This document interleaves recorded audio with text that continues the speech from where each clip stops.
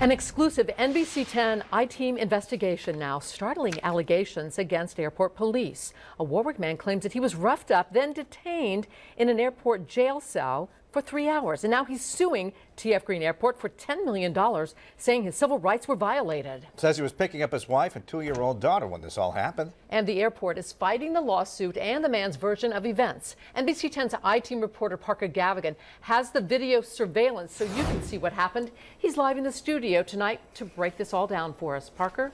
Yeah, Patrice and Jean, he tells us he was the target of an aggressive police force, targeted and followed from one part of the airport to another.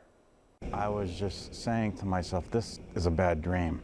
This can't be happening. This is a nightmare. Greg Bogosian never expected a trip to the airport would end up this way after pulling into the top level at TF Green to pick up his wife and 2-year-old daughter. All of a sudden, I heard somebody screaming at me.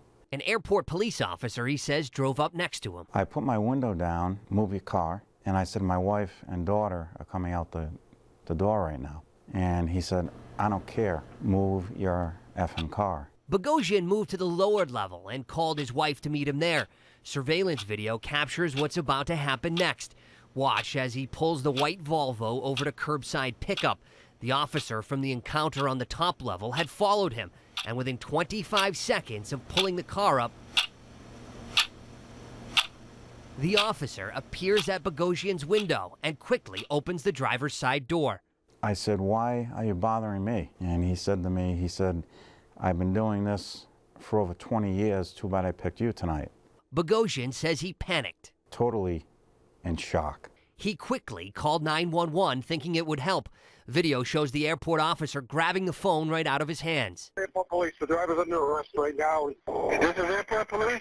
As many as 4 officers surround Bogosian's car. They're pinning my arms behind my back in the car. Within minutes, he's out of the car and in handcuffs. My wife and daughter were there. My baby was in shock. She was just staring, I think in disbelief. Bogosian is then taken away through the airport. They whisked me through the airport. I was so embarrassed that I kept my head down. Did they tell you where you were going?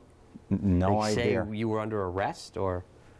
No idea. No, they didn't read me my rights. They didn't tell me what was going on. Bogosian was stripped of his belongings and put in a holding cell. He claims the officer he first encountered continued to taunt him. He said, boy, he said, your wife is really pretty. She must be a good F, and he threw the F-bomb at me. They were trying to do anything they could to get me to swing at them. 3 hours later, he was released. Having no wallet and no cell phone, he called home from the airport courtesy desk. He was charged with obstructing an officer and disorderly conduct.